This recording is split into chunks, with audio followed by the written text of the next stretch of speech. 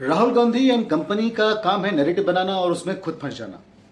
पहले मुझे लोकतंत्र बचाना है, डेमोक्रेसी बचाना है, संविधान। मैं आपको पर्सनल अपनी बात बताता हूं, मैं लोकतंत्र की रक्षा करता हूं, पूरे देश में करता हूं। अब आता है कि भैया हम लोकतंत्र के रक्षा के लिए नहीं है। फ्रैंकली ये जो मैं यहां कर रहा हूं ये मेरा काम नहीं है। मेरा काम डेमोक्रेटिक सिस्टम में पार्टिसिपेट करने का है। मेरा काम डेमोक्रेटिक सिस्टम की रक्षा करने का नहीं है।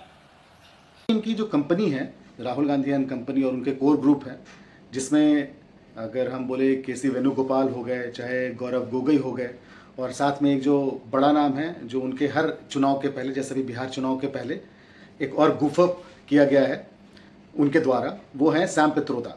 सैम पित्रोदा अभी कहते हैं कि पाकिस्तान उनको घर जैसा लगता है। तो पाकिस्तान को घर जैसा उनको लगता है और यहाँ पे एक नैरेटिव बनाया जा रहा है कि जो राहुल गांधी हैं वो देश को बचा रहे हैं, देश के हर वर्ग को बचा रहे हैं। और यहाँ पे जो उनके खासकर उनके जो गाइड हैं और उनके जो बौद्धिक शक्ति देने वाले लोग हैं, उन लोगों की तरफ से बेचारा वो एक नहीं होता केले का छिलका फेंक देना उनके पैर के नीचे और गांधी फिसल जाते हैं। ये सैम पित्रोदा ने किया है। सैम पित्रोदा का एक बयान आया है कि वो पाकिस्तान में जब भी जाते हैं तो उनको घर जैसा लगता है। तो ऐसे में अब आप लोकतंत्र बचा रहे हैं, लोकतंत्र की रक्षा कर रहे हैं, अब आगे बढ़ते हैं। आप अब लोकतंत्र की रक्षा नहीं कर रहे हैं, साथ ही साथ जाते हैं। उनके साथ होता क्या है कि राहुल गांधी को समझ में नहीं आता है कि आगे जो बात है वो करे क्या, वो लोगों से क्या बोले। तो लोकतंत्र की रक्षा करते करते वो कहते हैं कि लोकतंत्र की रक्षा करना मेरा काम नहीं है। तो एक कन्फ्यूजन जो है वो क्रिएट कर देते हैं अपने बातों को लेकर। तो ऐसे में वो बताते हैं कि क्योंकि पहले तो बिहार से शुरू हुआ था एसआईआर के बाद अब वो चला गया महाराष्ट्र के बाद बिहार से महाराष्ट्र चला गया, महाराष्ट्र फिर सब कर्नाटक आ गया। कर्नाटका में भी वो धीरे धीरे सिमटते एक आलंद नाम के एक विधानसभा क्षेत्र पहुंच गए। और वहाँ के बारे में वो बताते हैं कि जो 2018 में उनकी हार हुई थी कर्नाटका में, वहाँ पे उसके बाद 2023 में उसी जगह पे करीब 10 सीटें हैं विधानसभा की। और 10 सीटों में से इस बार कांग्रेस जो 2023 के इलेक्शन में, विधानसभा इलेक्शन में करीब 8 सीटें जीती थी। और उन 8 सीटों में 6000 से ज़्यादा वोटों की चोरी की बात कह रहे हैं और उसमें सीआईडी जांच और बहुत सारी ऐसी बातें कर रहे हैं। लेकिन अब टारगेटेड डिलीशंस हो रहे हैं। कांग्रेस पार्टी पर आनंद में अटैक किया, टॉप 10 बूथ्स जहां सबसे ज्यादा कांग्रेस की स्ट्रेंथ थी वहां टारगेट किया। और 2018 में पिछले इलेक्शन में 10 में से 8 बूथ कांग्रेस पार्टी जीती थी और इन 8 में से इन्होंने 6000 लोग उड़ाने की कोशिश की। ये कोइंसिडेंस नहीं था, ये प्लान था और ये सेंट्रलाइज तरीके से किया जा रहा है। अब ये समझ में नहीं आ रहा कि वोट चोरी कर कौन रहा था, क्योंकि कर्नाटका में आप जिस जगह की बात कर रहे हैं उसमें 10 में से 8 आप जीत गए हैं। वोट चोरी हुई है तो बीजेपी को वहाँ पे इस तरह से कुछ नंबर्स आने चाहिए थे 10 में से 8, पर नंबर्स आपको आ रहे हैं। तो वोट चोरी क्या कुछ और जगह पे हो रही है? अगर हो रही है तो नहीं, तो अगर नहीं हो रही है तो ये जो गुफअप है ना, वो जो पहली लाइन शुरू करते हैं ना कि वोट चोरी तक तो सीमित था, तो बहुत बढ़िया कि आप वोट चोरी हो रही है, लोग आपके साथ जुड़ भी रहे हैं। पर उसके बाद अचानक से आपकी जो नए नए नैरेटिव शुरू हो जाते हैं, उनको समझ में नहीं आता है कि आगे बोले क्या। तो ऐसे में और इसी जो क्रम में, वोट चोरी के क्रम में, अब अगर हम फिर से बिहार जाते हैं तो बिहार में जो 2 जवान लड़के जो 2 बाइक पे घूम रहे थे और महान पत्रकार ने उनको बड़ा प्यार और इस तरह की चीज़ें कुछ बोला था, एक जो महान पत्रकार रहे थे और आजकल बड़े तो तेजस्वी यादव थे और राहुल गांधी उनके बारे में कह रहे थे। पर यहाँ पे अब जाके तेजस्वी यादव और राहुल गांधी में ऐसा एक कमराडरी, जो एक जो प्यार, जो गलबहियाँ दिख रहा था, वो नहीं दिख रहा है। इसके पीछे क्या रीज़न है? तो एक तरह से वोट चोरी जो है वो तेजस्वी यादव को अब सता रहा है, वो परेशान कर रहा है, क्योंकि वोट चोरी को बहुत लोग बहुत अच्छी तरीके से नहीं कर रहे हैं। उनको लग रहा है कि आप जो भी एग्जाम्पल देते हो, आप जिनको सामने लेकर आते हो, पता चलता है कि उनका कहीं और भी वोट था, एक जगह का वोट हट गया, दूसरे जगह में उनका अभी तक वोट कायम है। ऐसे बहुत सारे केसेस हैं, मैं एग्जाम्पल्स दे सकता हूँ पर अभी उस पर नहीं जाता। तेजस्वी यादव को परेशान क्या कर रहा है? तेजस्वी यादव को जो बात परेशान कर रही है वो ये है कि जो उनके वोटर्स हैं बिहार में, क्योंकि कांग्रेस का कोई जो एक जनाधार, अगर बिहार के बारे में बोले तो बिहार में कोई जनाधार बचा नहीं है।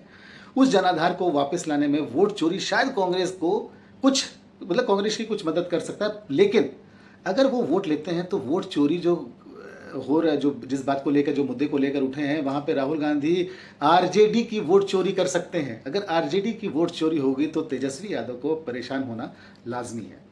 इसमें एक बात ज़रूरी है कि जो तेजस्वी यादव हैं वो 2025 के इलेक्शन के बारे में सोच रहे हैं, मतलब बिहार विधानसभा इलेक्शन के बारे में सोच रहे हैं, उसकी तैयारी कर रहे हैं। वो आना चाहते हैं पार में, नीतीश कुमार को हराना चाहते हैं, बीजेपी को हराना चाहते हैं। और ऐसे में अगर जो एक एटीट्यूड है राहुल गांधी का, वो कहीं से भी नहीं लगता कि वो 2025 के इलेक्शन के लिए जा रहे हैं या उसके आसपास। तो उनकी जो तैयारी है वो 2029 लोकसभा इलेक्शन की तैयारी है। वहाँ एक बड़ी नैरेटिव को वो खड़ी करना चाह रहे हैं, और वो जो नैरेटिव जो वो ग्रो करना चाह रहे हैं वो पूरे देश को एनगल्फ कर ले। जैसे आपको बताया मैंने कि बिहार से लेकर महाराष्ट्र, कर्नाटका और भी सभी जगहों पर इस तरह की बातें होंगी अभी वोट चोरी की।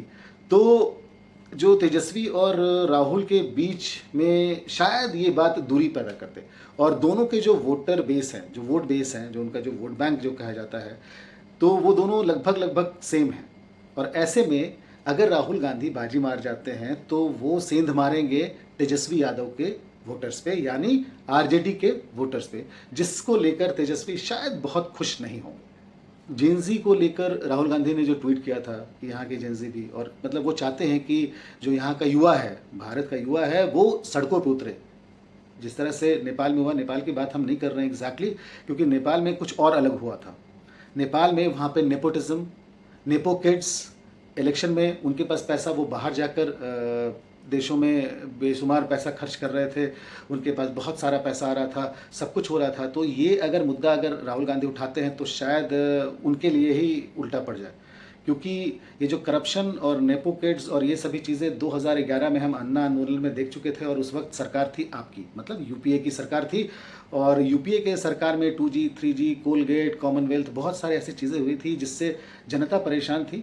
और ऐसे में एक बड़े आंदोलन का जन्म हुआ, और अन्ना आंदोलन उस आंदोलन का नाम था अन्ना, उसके चेहरे थे। हाँ, और बहुत जब रिसेंट ऐसा कोई बड़ा आंदोलन होता है तो आप समझ लीजिए कि 20-25 साल, 30 साल तक इस तरह से कोई दूसरा आंदोलन आपको देखने को नहीं मिलेगा। तो जो वोटर चोरी, और आप अगर जेनजी को सोच रहे हैं कि जेनजी आपको सड़कों पे उतरे, तो शायद राहुल गांधी को पता नहीं होगा कि iPhone 17 लॉन्च हो गया है, और जो जेनजी हैं, जो युवा हैं, वो उस कतार में लगे हुए हैं, वो ख़रीदना चाह रहे हैं मोबाइल। यहाँ के जो युवा हैं वो iPhone 17 में ज़्यादा बिजी हैं। iPhone 17 इसलिए ख़रीद रहे हैं क्योंकि उनके पास शायद पैसा भी है, अच्छा कर भी रहे हैं। सरकार चाह रही है कि जो युवा हैं वो खुद अपना स्टार्टअप चलाएं, ताकि और भी रोज़गार है वो उनसे जनरेट हो। ऐसा नहीं है कि वो रोज़गार ही केवल ढूंढें, उनसे रोज़गार भी जनरेट हो। तो सरकार बड़ी बात है। बेसिकली होता क्या है ना कि आपको जब चीज़ें पता हो कि बाहर देश में क्या हो रहा है, और आप उसको खुद अपने देश में लाने की कोशिश जब करते हैं, तो पहले तो ये देखना होता है कि यहाँ की ज़मीनी हकीकत क्या है। तो शायद जो राहुल एंड कंपनी है, राहुल की जो टीम है, राहुल गांधी की टीम, उनको ज़मीनी हकीकत से शायद वो बहुत दूर है, या फिर राहुल जी को समझाना नहीं चाहते हैं, क्योंकि जो होमवर्क है वो होमवर्क बिल्कुल आधा अधूरा है राहुल गांधी का। वो आते हैं, शुरू कहीं करते हैं, अंत कहीं पे, कुछ बोलना चाहते हैं, बोल कुछ जाते हैं। वो डिलीशन की बात करते हैं, वो डिलीट हो नहीं सकता है ऑनलाइन। फिर चीज़ें राहुल गांधी को ऐसी शिक्षा कौन दे रहा है? या तो उनको अपनी टीम बदलनी चाहिए, या फिर राहुल गांधी को ये समझना चाहिए कि पहले जाके, क्योंकि देखिए राहुल गांधी का जो पॉलिटिक्स है ना, वो एकदम अचानक से दिल्ली के जो कांग्रेस जो मुख्यालय है वहाँ के प्रेस कॉन्फ्रेंस से अचानक किसी गांव के प्रेस कॉन्फ्रेंस, किसी गांव में किसी लोगों से मिलने चले जाते हैं। तो जो एक गैप हो जाता है ना बीच में, तो वो कहते हैं होमवर्क की कमी।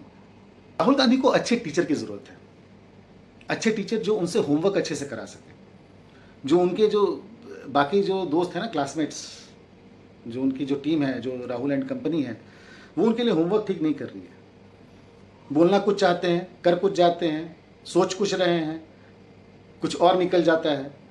हर कुछ करना चाहते हैं, वो प्रधानमंत्री को अटैक करते हैं, फिर उसके बाद अचानक से किसी और को अटैक करते हैं। प्रधानमंत्री को तू तड़ाक भी कर देते हैं, फिर उसके बाद सोचते हैं कि नहीं, प्रधानमंत्री जो हैं वो उनके बातों का जवाब भी दें। तो एक तरह से जो है उनके टीचर को बदलना चाहिए। उनके जो आसपास के लोग हैं उनको आप चेंज कीजिए राहुल जी, शायद इससे कुछ समझ में आएगा आपको, क्योंकि iPhone 17 लेने वाला जनरेशन जाके सड़कों पर हंगामा नहीं करते।